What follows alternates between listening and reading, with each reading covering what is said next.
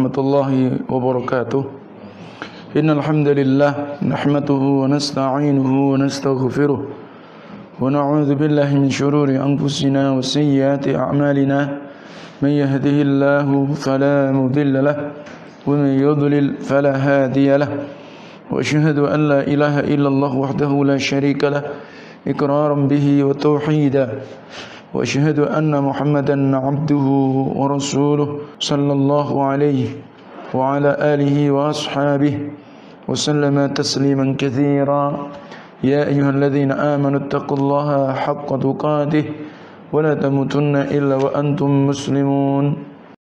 Ya ayyuhan nasu taqu rabbakumul ladzi khalaqakum min nafsin wahidah wa khalaqa minha zawjaha وبث منهما رجالا كثيرا ونساء واتقوا الله الذي تساءلون به والأرحام إن الله كان عليكم رقيبا. يا أيها الذين آمنوا اتقوا الله وقولوا قولا سديدا يصلح لكم أعمالكم ويغفر لكم ذنوبكم ومن يطع الله ورسوله فقد فاز فوزا عظيما. أما بعد فإن أصدق الحديث كتاب الله وخير الهدي هدي محمد صلى الله عليه وعلى آله وسلم وشر الأمور محدثاتها فإن كل محدثة بدعة وكل بدعة ضلالة وكل ضلالة في النار. أعاذنا الله وإياكم من النار. معاشر المسلمين رحمني ورحمكم الله. بارك الله فيكم جميعا.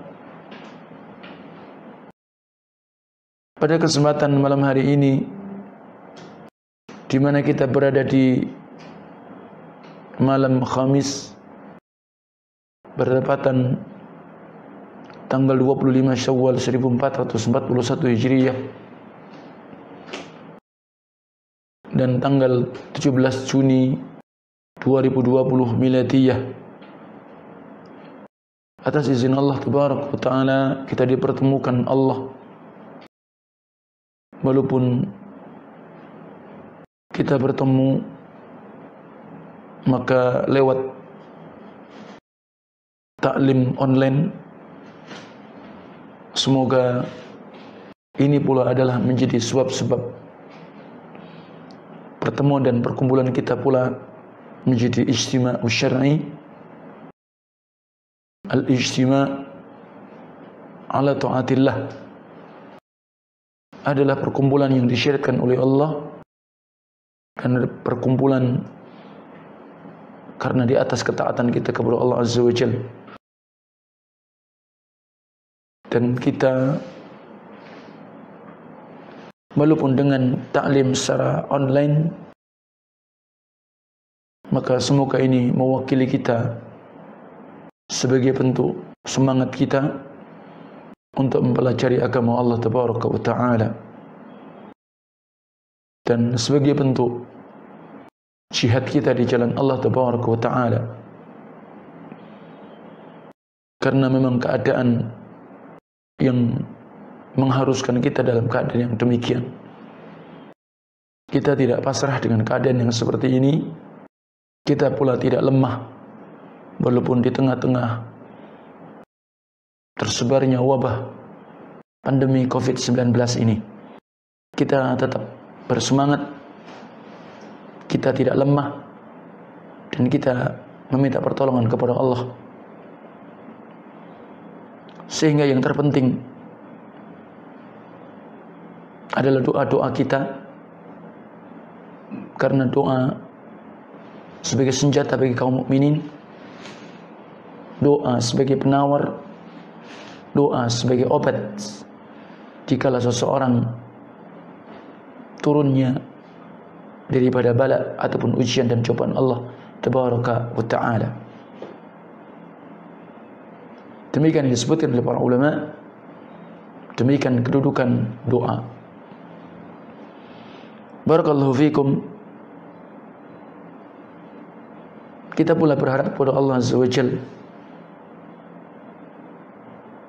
kerinduan kaum muslimin, kecintaan kaum muslimin terhadap rumah-rumah Allah. Maka semoga Allah Tabaraka wa Ta'ala pula memberikan kesempatan dan segera dibukanya masjid-masjid Allah, dan tentu dengan diangkatnya wabah yang sebagaimana melanda daripada keumuman di masa-masa kita ini, sehingga disebut dengan pandemi. Barakallahu fikum. Insyaallah ta'ala pada kesempatan malam hari ini kita akan melanjutkan kajian kita tentang jerat-jerat dosa dan kemaksiatan. Sebagaimana pembahasan kita, di antara sebab dosa dan kemaksiatan adalah racun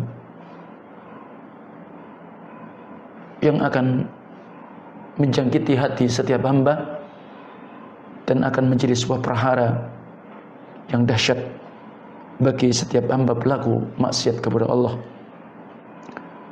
Di antaranya pula bahwa sebab dosa dan maksiat maka akan menutupi hati seseorang, sebagaimana disebut dengan ar-ran, hati yang tadinya Allah Tabaraka Ta'ala anugerahkan setiap anak manusia, setiap hamba dengan hati yang bersih. Akan tetapi karena sebab dosa dan maksiat, maka ibarat hati tadi terkotori, ternodai dengan titik-titik noktah hitam. Semakin banyak dosa dan maksiat yang dilakukan, maka semakin banyak pula noktah-noktah sauda, titik-titik hitam, akhirnya mengotori seluruh hati tadi. Maka hati akan menjadi hitam, disebut dalam Al-Quran adalah ran, atau dalam hadis Nabi disebut dengan dzaka ar-rain. Kalau sudah demikian keberadaannya, maka tentu sangat membahayakan, sehingga salah satunya tidak ada lagi pengakuan kepada Rabbnya Jalla wa'ala. Demikian akan melemahkan hati dan juga termasuk pula menjadi gelapnya hati seseorang. Kemudian disebutkan kelanjutannya bahwa dosa dan maksiat yang dilakukan seorang hamba manusia menimbulkan sebuah kekhawatiran dan ketakutan di dalam hati. Jadi terus diliputi rasa khawatir, diliputi dengan rasa takut. Karena sebab apa? Dosa dan maksiat. Kenapa demikian? Karena pelaku dosa dan maksiat, maka dia telah keluar dari pintu-pintu ketaatan dan ketakwaan. Padahal ketaatan seorang hamba, ketakwaan seorang hamba, maka itu akan menjamin, yang akan menghilangkan segala kekhawatiran, rasa takut dan kesedihan pada hati seorang hamba. Tapi tatkala mereka melakukan sebuah dosa, melakukan sebuah kemaksiatan, maka Allah Tabaraka wa Ta'ala masukkan dalam hati-hati tersebut hati yang penuh dengan kekhawatiran dan kesedihan. Kenapa? Karena sudah tidak ada ketaatan dan ketakwaan, justru yang terjadi dosa dan kemaksiatan. Allah Tabaraka wa Ta'ala menjamin siapa saja yang taat dan takwa, maka Allah akan berikan kepada mereka yakni sifat ketenangan, ya, yang tidak akan ada rasa kesedihan dalam dirinya walaupun dalam keadaan apapun. Karena orang yang taat, orang yang takwa kepada Allah, maka mereka akan menjadi wali-wali Allah, jamaknya aulia Allah. Bagaimana Allah Tabaraka wa Ta'ala tatkala mendefinisikan siapa sebenarnya wali-wali Allah, kekasih-kekasih Allah yang pantas Allah berikan jiwa dia penuh dengan jiwa yang tenang, jiwa yang bersahaja, jiwa yang tidak ada kekhawatiran dalam keadaan atau menghadapi apapun. Wali, ada waliullah, yang kedua adalah waliyus syaitan. Tentu orang-orang yang berdosa, orang-orang yang melakukan dosa dan kemaksiatan, maka dia menjadi kekasih-kekasih syaitan. Allah berfirman dalam surat Yunus pada ayat 62-63, dan inilah definisi hakikat wali-wali Allah. Sehingga wali-wali Allah, kekasih-kekasih Allah, bukanlah apa yang digambarkan seakan-akan dia sakti, orang-orang yang dia bisa berjalan di atas air, orang bisa terbang di atas sejadah, orang yang tidak mempan dengan benda-benda tajam, atau orang yang bisa menghilang, ya, yang tidak bisa kelihatan, punya aji panglemunan. Bukan demikian, ya. Sehingga kemudian mereka wali-wali Allah itu katanya, sehingga sesuatu yang halal menjadi bisa haram, atau sebaliknya sesuatu yang haram jadi halal. Kenapa? Sudah menjadi wali, karena sudah apa? Sudah hakikat. Maka ini nasallallahu alaihi wasallam, maka tidak demikian. Tapi pada kenyataannya mereka juga diliputi rasa takut dan khawatir. Tetapi hakikat wali-wali Allah, maka Allah katakan, ala inna awliya Allah la khaufun alaihim wa la hum yahzanun. Kata Allah, ingatlah, sesungguhnya Allah yang berfirman, Allah yang menegaskan,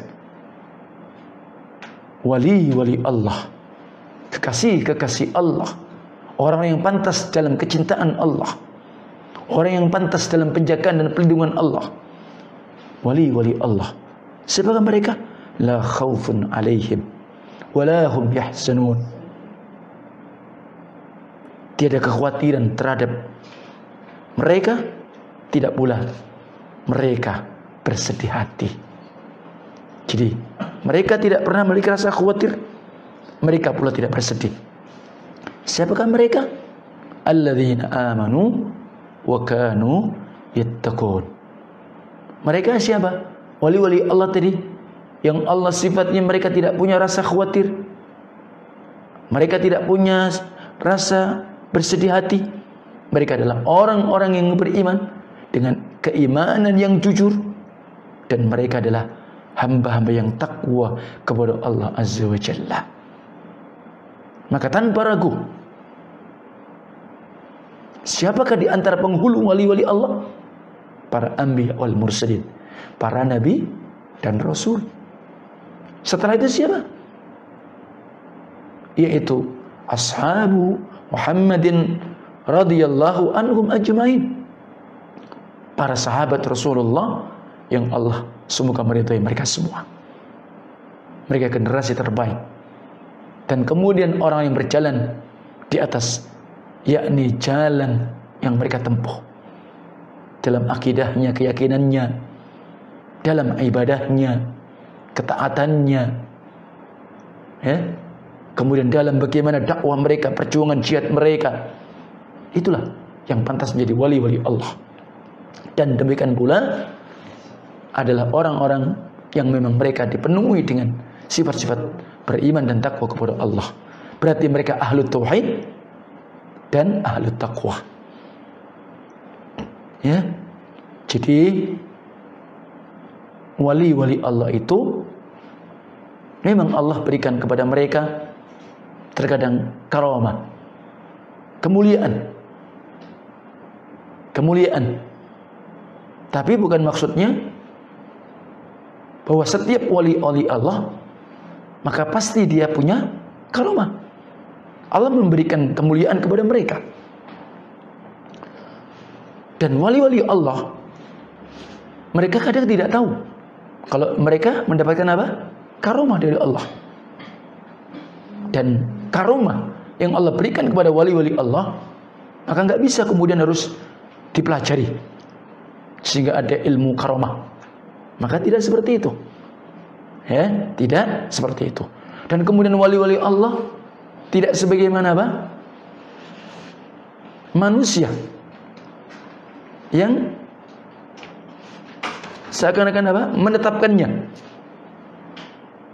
Jadi ada istilah wali pitu, ada istilah wali songo, ada pula wali songo likur istilahnya. Ya, kalau sudah 9, kemudian ada wali pitu, ya, nanti ada lagi muncul. Maka tidak demikian, barakallahu fikum. Ya, yang sehingga mereka salah di dalam ya memposisikan, menempatkan kepada mereka. Ya. Jadi mereka disebut wali-wali Allah kenapa? Karena keimanannya, karena ketakwaannya, karena jasa-jasa mereka yang tentu kita mengikuti mereka karena kebenaran mereka di atas tuntunan dan ajaran Allah dan Rasulnya. Bukan kemudian wali itu melanggar dengan tuntunan aturan Allah Taala. Dan pantas kalau mereka disifati oleh Allah la khaufun alaihim wala hum yahzan. Tidaklah atas mereka ada kekhawatiran, demikian pula sedih. Ya, itu mereka. Karena memang mereka tidak akan pernah takut kecuali hanya kepada Allah. Mereka tidak pernah bersedih jika apa yang terluput bagi dia. Itu sifat mereka. Dan orang-orang yang beriman dan bertakwa kepada Allah Azza wa Jalla. Ingat, begitu tipis. Ya. Jadi bagaimana perbedaan wali orang-orang yang beriman takwa dengan mereka orang-orang yang di atas ilmu sihir. Ya, beda tipis.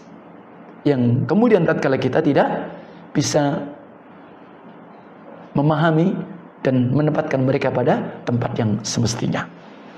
Nah, barakallahu fikum. Sehingga wali-wali Allah, maka masing-masing orang yang beriman bertakwa, maka mereka bisa. Ya, tidak ada kekhususan. Ya, tidak ada kekhususan. Hanya didapatkan oleh si fulan, si alan saja, tidak. Maka kita pun tatkala kita dalam kedudukan menjadi orang yang bertakwa kepada Allah, beriman kepada Allah, ahlu tauhid, maka kita akan bisa menjadi kekasih-kekasih Allah. Ya, makanya disebutkan pula dalam Al-Quran, Allahu waliyul ladzina amanu. Allah adalah apa? Pelindungnya bagi orang-orang yang beriman. Sehingga Allah pantas yukhrijuhum minadh-dhulumati ilan nur, mengeluarkan mereka dari kegelapan menuju cahaya kebenaran, cahaya Islam. Ya. Ada pun apa? Walladzina kafaru awliya'uhumut taghut. Kalau orang yang sudah kufur kepada Allah, siapa pelindung-pelindung mereka? Itulah taghut, para syaitan, para jin-jin yang mereka keluar dari ketaatan kepada Allah.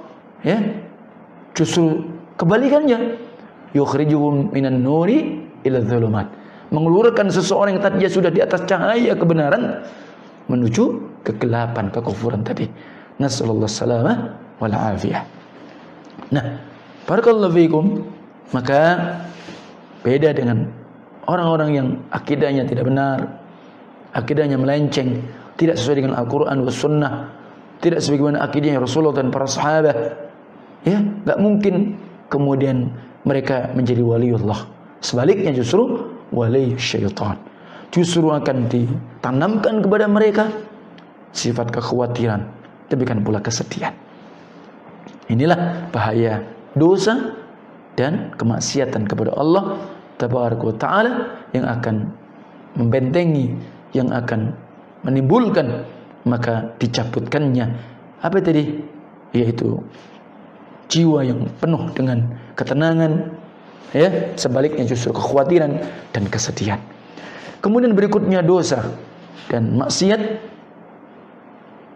subhanallah, akan menjadi sebab membutakan pandangan hati pelakunya. Hatinya menjadi hati yang buta.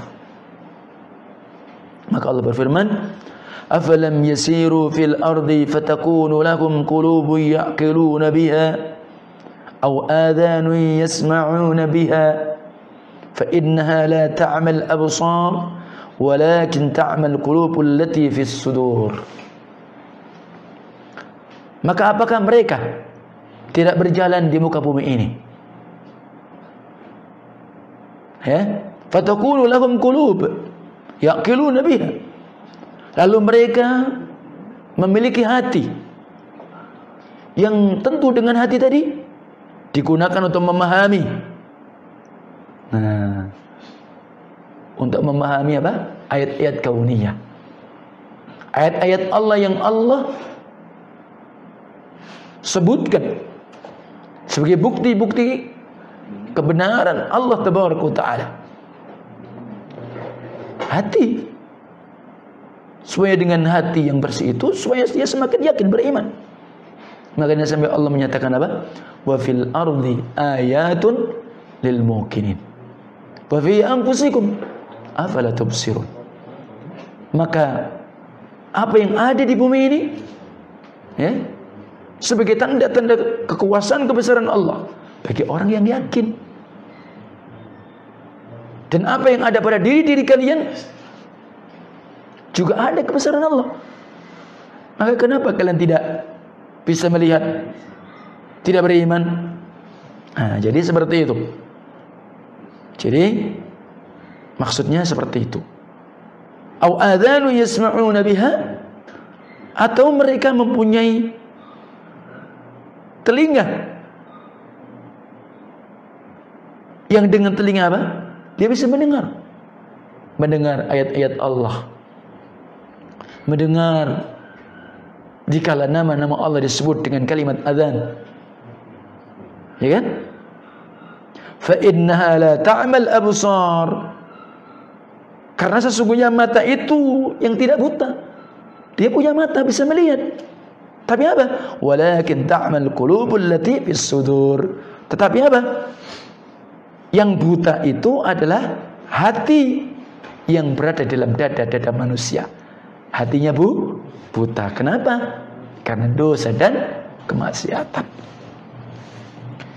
Kemudian pula dosa dan kemaksiatan akan memalingkan hati dari sifat istiqamah. Memalingkan hati dari apa? Istiqamah. Masya Allah. Sementara orang-orang yang dia istiqamah, apa itu istiqamah? Orang yang tetap tegak, lurus, ats-tsabat, kokoh di atas keimanan, di atas ketaatan dia kepada Allah. Maka pernah seorang sahabat bertanya kepada Rasulullah SAW, maka Nabi pun menjawab, jadi aminu billah thumma istaqim, atau amantu billah thumma istaqim. Berimanlah kalian, aminu billah, kepada Allah, dan kemudian apa? Istiqomahlah. Dan orang-orang yang istiqomah disebutkan dalam Al-Quranul Karim. Bagaimana jaminannya? Innal ladzina qalu rabbuna Allah thumma istaqamu tatanazzalu alaihimul malaikah alla takhafu wa la tahzanu wa abshiru bil jannah allati kuntum tu'adun. Sesungguhnya orang-orang yang mengatakan Allah Rabb kami, jadi orang yang beriman kepada Allah dalam rububiyahnya, uluhiyahnya, asma wa sifat, kemudian apa? Istiqomah, tetap menjaga keimanan dia dalam keadaan apapun, dalam keadaan ujian apapun. Ingat, kemudian apa? Ini saya akan turun kepada mereka para malaikat Allah mengatakan apa? Kalian jangan takut, kalian jangan bersedih. Ini Masya Allah, tidak ada rasa kekhawatiran, tidak ada lagi rasa kesedihan. Dan bergembiralah kalian dengan surga yang telah Allah janjikan kepada kalian. Nah, kenapa? Karena tadi orang-orang yang beriman dan takwa. Tapi beda dengan orang-orang yang ahlul ma'asi, orang yang bermaksiat, orang yang berdosa, justru memalingkan hati dari istiqamah. Maka dosa adalah penyakit-penyakit yang akan terus menggerogoti hati, Sehingga hati bagaikan orang yang berpenyakit. Kalau sudah hati ini sakit, disebut dengan qalbul marad. Akhirnya apa? Tidak akan pernah merasakan manfaat obat. Kalau hatinya sudah karena sebab dia banyak dosa, banyak maksiat, ya digerogoti. Akhirnya hati itu menjadi sakit, dan itu yang diingin oleh syaitan. Kalau sudah begitu, gak bisa merasakan obat. Dengan demikian sulit tergambar bahwa hati yang akan itu karena sedemikian keadaannya istiqamah dan di atas ketaatan. Jadi sementara penyakit tersebut akan memalingkan dia dari apa? Keistiqomahan dia kepada Allah Tabaraka wa Ta'ala. Maka berhati-hatilah. Kemudian berikutnya, dosa memadamkan rasa ghirah, semangat dalam hati. Dosa sehingga dipenuhi dengan futur, ya, tidak ada lagi sifat ghirah, ya. Dan ini salah satu tanda kesolehan hati yang hidup adalah apa? Adanya rasa ghirah terhadap agama Allah dan syariat Allah Tabaraka wa Ta'ala. Maka tentu rasa ghirah ada pada hati seorang, maka tatkala tanpa larangan-larangan Allah dilanggar, maka Rasulullah SAW itu sangat marah jika larangan Allah itu dilanggar. Bahkan Nabi pernah bersabda, "Ata'jabuna min ghairati Sa'din? La ana aghyaru minhu, wallahi aghyaru minni." Apakah kalian merasa heran terhadap ghirahnya Sa'ad? Jadi seorang sahabat namanya Sa'ad, ghirahnya Masya Allah. Sungguh ghirah, kata Nabi, lebih besar daripada ghirahnya Sa'ad. Dan ghirah Allah lebih besar daripada ghirah, kata Nabi SAW. Hadis yang diriwayatkan Imam Bukhari, Imam Muslim, dari sahabat Al-Mughirah ibn Syu'bah radhiyallahu ta'ala anhu. Nah, kalau orang berlaku dosa, berlaku maksiat, maka tidaklah nampak ghirah dia dalam hati. Jadi kadang-kadang orang itu tidak sholat, orang itu tatkala tidak taat kepada Allah, ya dia nggak ada kecemburuan. Orang itu melakukan pelanggaran ini dan itu, maka nggak ada, dia biasa-biasa saja. Tapi beda dengan orang-orang yang memang mereka penuh dengan ketaatan dan penuh dengan keimanan, rasa cemburu dia dikala agama Allah itu dilanggar, perintah Allah itu tidak ditunaikan, maka dia tentu cemburu dengan itu. Kemudian berikutnya dosa dan maksiat, subhanallah, akan menghilangkan rasa malu apa yang ada dalam hati seseorang sebab dosa, sehingga rasa malu dicabut oleh Allah. Nabi pernah bersabda dalam hadis riwayat Imam Bukhari, Imam Muslim, dan juga Ibnu Majah, dari hadis sahabat Abdullah ibn Mas'udin radhiyallahu ta'ala anhu. Nabi mengatakan, "Inna mimma atrakan nasu min kalamin nubuwatil ula idza lam tastahyi fasna ma syi'ta."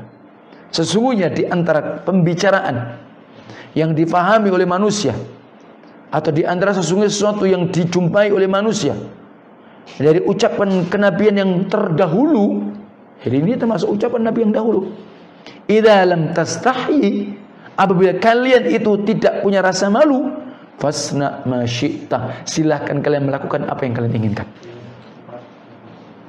Jadi kalau orang itu sudah pendosa, orang yang sudah ahlul ma'asi, biasanya rasa malu sudah dicabut. Dia melakukan dosa sudah biasa, tidak lagi dia merasa malu. Kenapa? Rasa malu itu Allah berikan fitrah dalam diri manusia. Karena dia sebab dosa, karena sebab maksiat, akhirnya dicabut oleh Allah. Akhirnya apa dia? Ya melakukan dosa sudah biasa saja, dianggap biasa, sudah enggak lagi ada rasa malu. Na'udzubillah min dzalik. Ya ini yang sangat berbahaya. Maka di negeri kita juga demikian. Kalau orang sudah melanggar norma-norma aturan Allah Taala, hududullah, maka apa yang terjadi? Sehingga merajalelanya kemaksiatan, merajalelanya kemungkaran. Ini nasallallahu salamul afiyah. Maka barakallahu fikum, maka perhatikan bagaimana dampak dosa dan maksiat itu pada hati seseorang. Ya, enggak ada lagi sifat cemburu. Hatinya tertutup, hatinya gelap gulita, tidak ada rasa pengakuan kepada Allah, tidak ada kekhusyukan. Nasallallahu salamul afiyah. Maka oleh sebab itu, barakallahu fikum, kita penting untuk perlu diperhatikan sehingga minimal hati ini ada 3 jenis. Qalbun salim, ini yang kita inginkan, hati yang selamat, yang itu yang akan diterima Allah nanti di yaumul qiyamah. Ya, kemudian qalbul marad, hati yang berpenyakit. Ini orang yang sudah terjangkit penyakit nifaq, hasad, ya, semacam-macam penyakit hati, pendengki, ya, riya, iri, ghil, ya, hadis seperti itu. Ini namimah, suka apa? Adu domba. Nah, ini berbahaya. Nah, kalau sudah hati ini tadi tidak diobati, apa yang berikutnya? Mati. Ya kan? Jadi qalbul maut, qalbul mayyit. A'udzubillahi min dzalik. Dan itu tentu adalah hati yang berbahaya. Maka oleh sebab itu, di antara sebab-sebab yang akan menjadikan selamatnya hati hendaklah ditempuh sebagaimana disebutkan oleh Profesor Dr. Syekh Fauzan Abdullah Fauzan hafizahullah taala. Salah satunya apa? Bagaimana supaya hati ini tetap aslah, baik. Yang penting apa pertama di antaranya? Banyaklah berdoa. Kita tahu bagaimana posisi hati itu. Selalu doanya apa? Jangan lupa yang diperbanyak Nabi. Allahumma ya muqallibal qulub, sabbit qalbi ala dinik. Ini Allahumma ya muqallibal qulub, sabbit qalbi ala dinik. Ya Allah, Engkau lah zat yang telah membolak-balikkan setiap hati, maka tetapkanlah, berikan kami istiqamah hati kami di atas agamamu dan iman kepadamu. Nah, tatkala Rasul berdoa dengan doa tadi dan perlu kita untuk amalkan, karena itu salah satu sebab-sebab terjaganya hati. Kita minta sama Allah kan? Dan juga ayat Quran seperti dalam surat Ali Imran, Rabbana la tuzigh qulubana ba'da id hadaitana wa hab lana min ladunka rahmah innaka antal wahhab. Rabbana, wahai Rabb kami, la tuzigh qulubana, jangan engkau apa? Condongkan hati-hati kami kepada apa? Kesesatan. Ba'da idh hadaitana, setelah engkau memberikan hidayah kepada kami. Wa hab lana min ladunka rahmah, maka anugerahkanlah di sisimu ya Allah rahmatmu. Innaka antal wahhab, sungguh engkau zat yang maha memberi hati. Yang kita inginkan apa tadi? Hati yang selamat, hati yang istiqamah. Nah, istri Nabi Aisyah bertanya, Ummul Mukminin radhiyallahu anha, atakhafu ya Rasulullah? Nah, coba bayangkan, kenapa kok Rasulullah SAW berdoa, Allahumma ya muqallibal qulub, tsabbit qalbi ala dinik. Ya Allah, berikan aku tetap di atas iman Islam, kan begitu? Karena Allah yang membolak-balikkan hati. Tetapkan aku di atas iman dan Islam. Aisyah bertanya, ya Rasulullah, apakah engkau takut? Artinya apa? Takut dari ketergelinciran, takut dari kebengkokan. Wa anta Rasulullah. Loh, sementara engkau Rasulullah. Nah, kita tahu bagaimana Rasulullah SAW maksum. Tapi kenapa Rasul berdoa?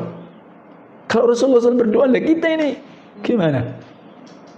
Maka Nabi menjawab, ya Aisyah tuh, wahai Aisyah, ya, Tidakkah engkau beriman kepadaku? Tidakkah engkau percaya kepadaku? Wa qulubul ibadi baina isbi'aini min asabi'ir rahman. Hati-hati setiap manusia di mana tempatnya? Nah, ini tempat hati di antara dua ciri-ciri Allahu tabaraka wa taala. Nih. Ini hati-hati kita. Idza arada ayuqalliba qallaba 'abdun qallabahu. Apabila Allah mengendaki terbaliknya hati hamba tadi akan terbalik. Nah, ini. Maka kita ingat bagaimana Nabiullah Ibrahim Al-Khalil sampai berdoa, wajnubni wa baniya an na'budal asnam. Ya Allah, Nabiullah Ibrahim, jauhkanlah aku dan wa baniya, keturunan-keturunanku dari apa? Mengibadai berhala, beribadah kepada selain engkau. Sehingga kita ingat kisah Nabiullah Ibrahim sampai menghancurkan berhala-berhala yang di masa beliau itu memang hampir mayoritas umat waktu itu menyembah berhala yang dipimpin oleh Namrud. Apa yang akhirnya terjadi? Maka beliau pun disiksa dan dibakar. Apa sebabnya? Ya khafu min ibadatiha. Karena beliau khawatir kalau diibadahi. Jadi memang itu yang dikhawatirkan. Karena beliau ya khafu min ibadatiha. Karena beliau pun khawatir kalau diibadahi. Benar. Karena li'annal quluba biyadillah. Kalau enggak itu dihancurkan, ya itu bisa saja terus akan seperti itu. Dan karena hati di tangan Allah tabaraka wa taala. Dan falladzi adallan nas yakhsha Ibrahim. Dan maka yang banyak atau yang menyesatkan manusia ditakutkan oleh Ibrahim. Dan akhirnya Rabbi innahunna adlalna katsiran minan nas. Ya Allah, sesungguhnya berhala-berhala itu yang telah menyesatkan mayoritas di antara manusia. Halo. Jadi kita mesti juga khawatir. Dan fala yuzakki al-insanu nafsa. Jangan sampai manusia merasa bersih. Ya, dia sudah selamat. Mestinya bal yakhafu minallahi azza wa jal. Dia tetap takut dari Allah tabaraka wa taala. Sehingga dia minta apa? Ats-tsabat. Jadi kita jangan merasa apa? Sudah merasa aman dari kesesatan. Ini terus ya. Di samping itu pula ya kita menjauh dari makanan-makanan yang haram. Ya, karena itu sangat berpengaruh. Mempengaruhi hati. Ya. Beda kalau makan halal kan? Ya. Termasuk pula banyak zikir kepada Allah. Ya. Tapi kalau kita banyak ghaflah, lalai, ya rusak hati. Salah satu yang minimal ada 5 kata Imam Ibnu Mulaqqin Asy-Syafi'i rahimahullah taala, kita untuk menjaga hati di samping kita berdoa. Salah satunya apa? Jangan jauh dari Al-Qur'an. Untuk mentadabburi Al-Qur'an, mempelajari, memahami Al-Qur'an dan mengamalkan Al-Qur'an. Ini penting. Nih, karena jelas obat kita nggak ada obat yang paling mujarab untuk orang yang beriman, untuk seorang mukmin dari penyakit apapun, dari Al-Qur'anul Karim. Kalau seseorang diobati Al-Qur'an tidak sembuh, terus ada obat lagi yang lebih mujarab dari Al-Qur'an? Tidak ada. Sehingga kalau Allah mengatakan wa nunazzilu minal Qur'ani ma huwa syifaa, dan kami telah turunkan apa yang ada dalam Quran adalah obat, bukan hanya sekedar obat hati. Seluruh penyakit mestinya dengan Al-Qur'an. Maka oleh sebab itu, terkadang tatkala seseorang mengawali baca Quran berat, butuh kesungguhan, butuh jihad. Setelah itu baru mendapatkan nikmat bagaimana Al-Quran. Kemudian apa? Perbanyaklah saum. yang sunnah. Ya, ini salah satu sebab. Terus kemudian apa lagi? Terus apa lagi? Barakallahu fiikum.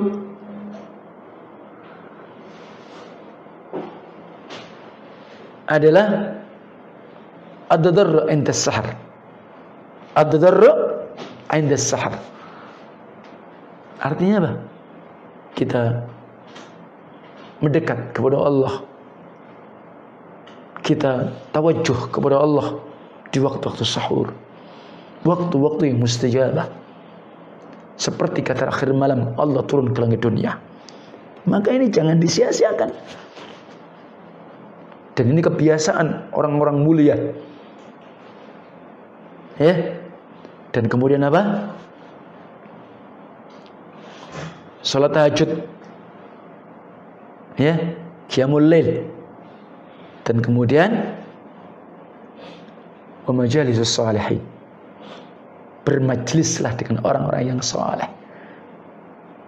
Karena itu akan menentukan agama seseorang. Persahabatan kalian, pertemanan kalian, itu menentukan. Ya, bukan artinya kita pilih-pilih, enggak, ya itu penting. Karena Nabi mengatakan apa? Al-mar'u 'ala ad-dini khalilihi falyanzur ahadukum may yukhaliluhu. Agama seseorang, akidah seseorang itu tergantung agama teman dekat dia. Maka perhatikan, itu kata Nabi Shallallahu Alaihi Wasallam. Bukan pilih-pilih, memang harus milih. Karena dijadikan khalil ya.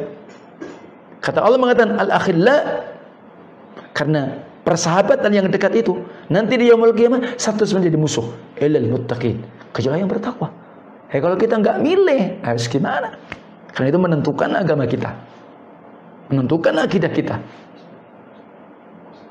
Ya, nah ini penting. Termasuk dikala antum juga apa? Ya menuntut ilmu, mengambil ilmu. Ini bukan main-main dan itu diperintahkan, dan itu para salaf seperti itu.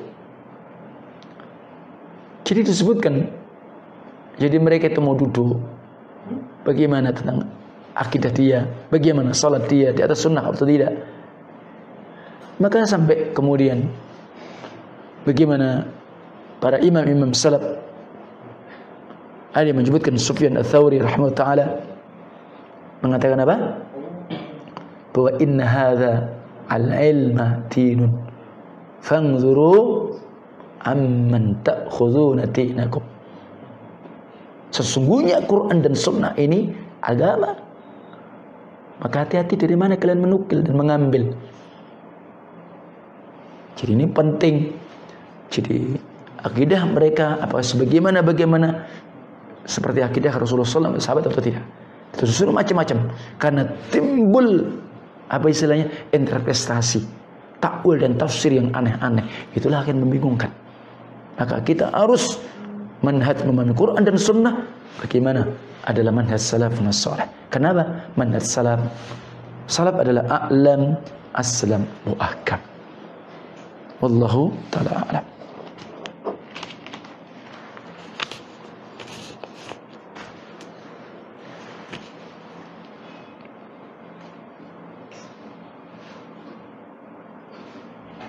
Iya. Jika kita sholat di rumah apakah harus adzan dan iqamah? Barakallahu fikum. Sebenarnya kalau tentang hukum adzan itu adalah fardu kifayah. Karena dengan adzan disyariatkan adalah al-i'lanu atau al-i'lamu dukhuli waqti shalah. Pemberitahuan kalau sudah masuk waktu salat. Dan itu syariat. Dan itu adalah syiar agama Allah. Termasuk syiar yang besar. Dan sebagai tanda-tanda itu adalah sebuah negeri muslimin jika adzan dikumandangkan secara keseluruhan di negeri itu, di masjid-masjid muslimin. Sehingga seperti itu. Ingat, sehingga Masya Allah kita di negeri kita umum loh. Maka di Pulau Lombok 1000 masjid. Aceh serambi Mekah. Azan siapapun. Nah, asalnya begitu. Adapun kemudian dikala sholat berjamaah di rumah, yaitu sunnah. Dan terlebih manfaat azan itu salah satu bentuk ruqyah syar'iyyah, mengusir syaitan. Nah, sehingga ada salah satu jenis jin dari tukang halangan sihir itu namanya ghilan. Ya, maka di situ salah satunya diusirnya dengan azan. Adapun syariat azan itu bagi laki-laki. Wanita tidak ada syariat azan. Jadi yang azan ya yang iqamah dia haknya.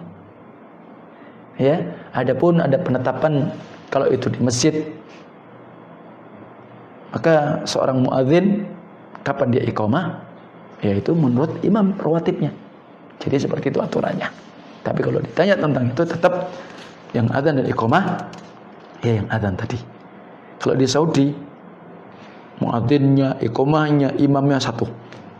Itu kalau umum yang masjid-masjid secara bukan seperti Masjidil Haram, bukan seperti Nabawi itu begitu.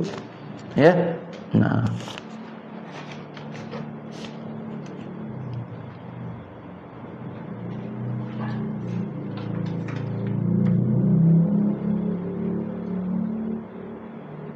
subhanallah. Bagaimana hukum pengamal tarekah yang selalu mengkultuskan gurunya sebagai wali dan sebagai wasilah? Ya, bahaya.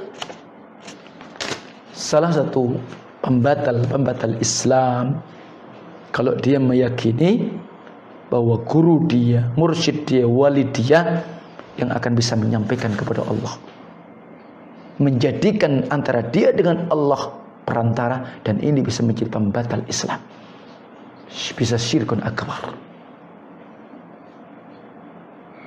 Kalau begitu memahami dia, saya tidak akan bisa sampai kepada Allah kecuali dengan wali atau guru saya. La haula wala quwata illa billah.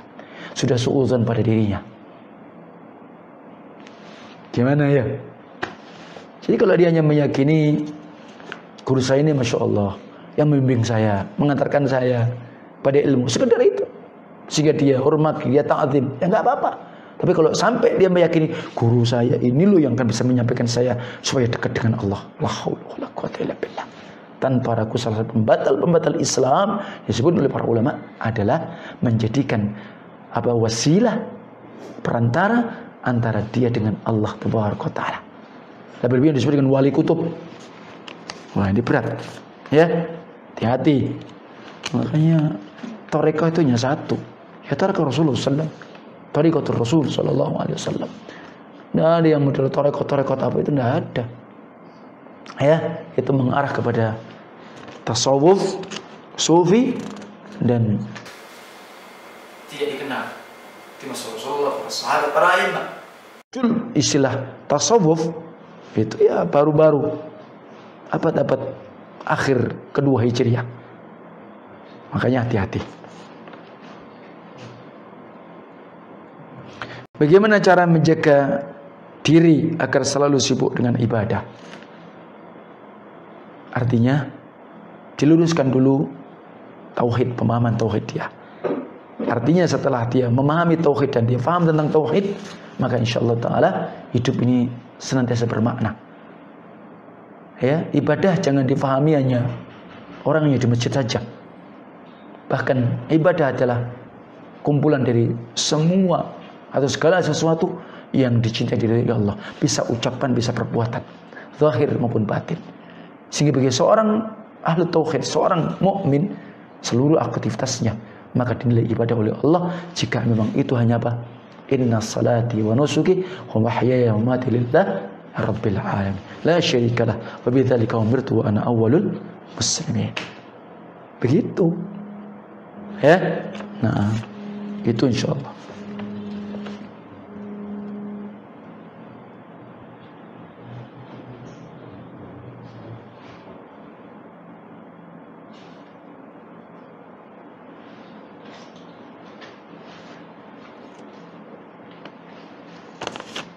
Waduh, banyak wis. Kayaknya dibanding aja dulu pertanyaannya. Insyaallah masih lumayan ya. Tapi itu dulu insyaallah taala, wallahu taala alam. Mohon maaf, bersabar dulu. Mudah-mudahan insyaallah pada pertemuan berikutnya akan saya jawab. Sabar dulu. Wallahu a'lam wa sallallahu ala nabiyina Muhammad wa akhiru da'wana alhamdulillahirabbil alamin. Subhanakallahumma wa bihamdika asyhadu an la ilaha illa anta astaghfiruka wa atubu ilaik. Assalamualaikum warahmatullahi wabarakatuh.